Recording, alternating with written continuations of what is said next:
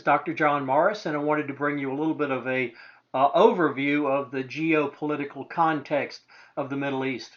One of the challenges we face with Isaiah is that it's a strange part of the world. We may or may not be familiar with what was happening there 2,000 years ago, 2,500 years ago. And the names are all funny.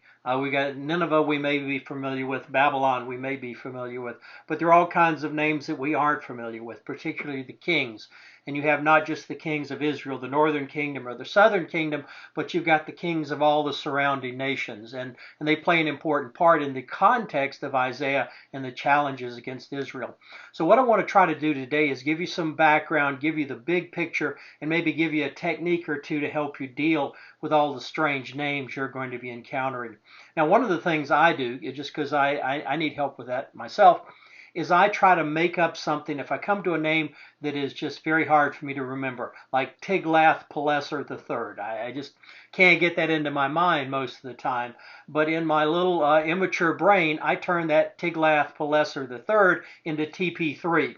Now, TP3 I can remember and I can associate with a certain nation and a certain time in Israel's history. He's one of the kings that's involved in the destruction of the Hebrew nation.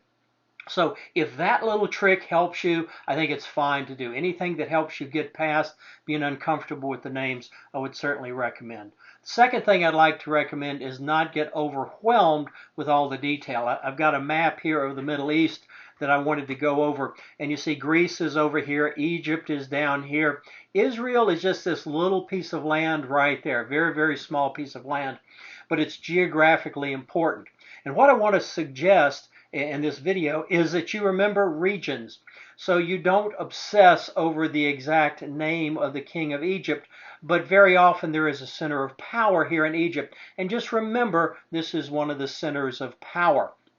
Now, the importance of Israel is that there's a center of power here. Sometimes there's a center of power up here by Damascus. Again, don't worry too much about it. Just remember, there's a center of power here just north of Israel. Sometimes there's a center of power over here by Nineveh. Sometimes there's a center of power over here by Babylon.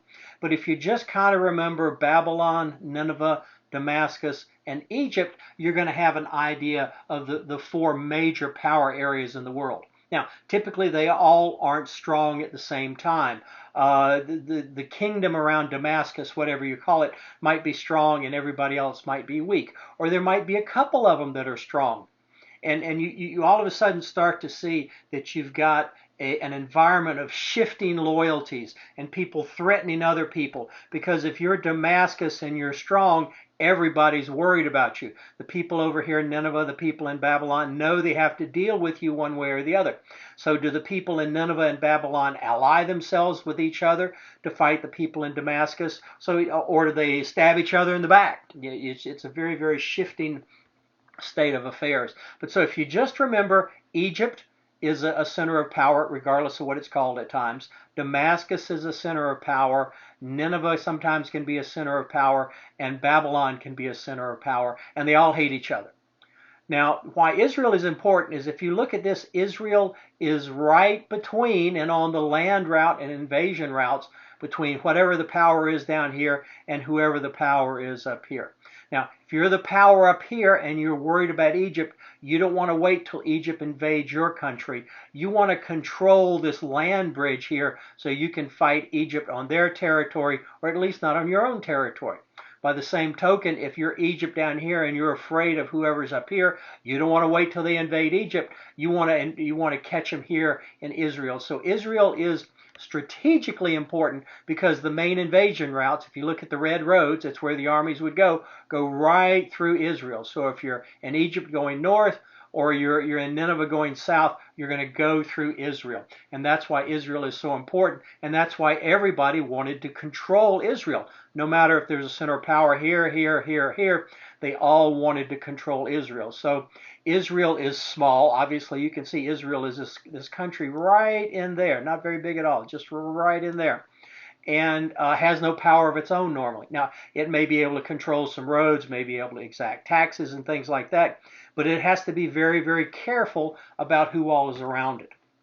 Now, also, if you'll forgive me here as I zoom in just a little bit to show you more of Israel. Israel is surrounded by a number of smaller kingdoms also. Uh, there's Edom, there's Aram, and it's all these little countries around Israel are also enemies of Israel at various times. So Israel is the northern kingdom, Judah is the southern kingdom, and if there is somebody up here that's dangerous, Israel and Judah together have to decide, are we going to band together? Are we going to trust our history, our culture, our world with one of these little nations here? Are we going to ally with Egypt? And at various times during its history, Israel and Judah try all of those things. And they all fail sooner or later. And that's the point of Isaiah 7 that you'll get to, is the king in Israel is wondering, I've got all these people around me who are ganging up on me. I've got big people up here that want to kill me. Who am I going to trust? Do I ally myself with these guys against these guys? Do I ally myself with these guys against these guys? It's a cauldron of seething politics. And Isaiah comes with a message, no, you ought to ally yourself with God. God is the one you can trust. God is the one who will deliver Israel. And he says God will perform a miracle in the person of Emmanuel. God is with us. Now, that was a miracle for the king to help him understand, but it was also a message from God. Emmanuel, literally, as you read in Isaiah, means God is with us. So when you're in the midst of all these shifting political enemies and allies and backstabbers, who do you trust? And the real answer is you trust God because God is with us. Now, to bring in a New Testament parallel, we see exactly the same thing in the New Testament. Jesus is the Emmanuel, the one who is with us. But even more, we get this great image in the book of Revelation. In the beginning of Revelation, it starts in the darkness. And we see the 7 lampstands in the darkness, shining in the darkness. But the lampstands we know are the churches, and the churches are under attack, even deadly attack in many cases. And the people in the churches are saying, God, Jesus, where are you in the midst of all our trouble and tribulation? And I think one of the things that initial vision in the book of Revelation shows them and us is that Jesus shows up in the middle of the lampstand. So Jesus is with them in their persecution. Jesus is Emmanuel, and that's something that was important for them to remember and something that's important for us to remember today. Jesus is still our Emmanuel. No matter what we go through in our daily life, Jesus is with us, suffering the persecution with us, supporting us in the persecution, and promising us that there is more, there is redemption, there is rest, hope, and return and eternity for that remnant.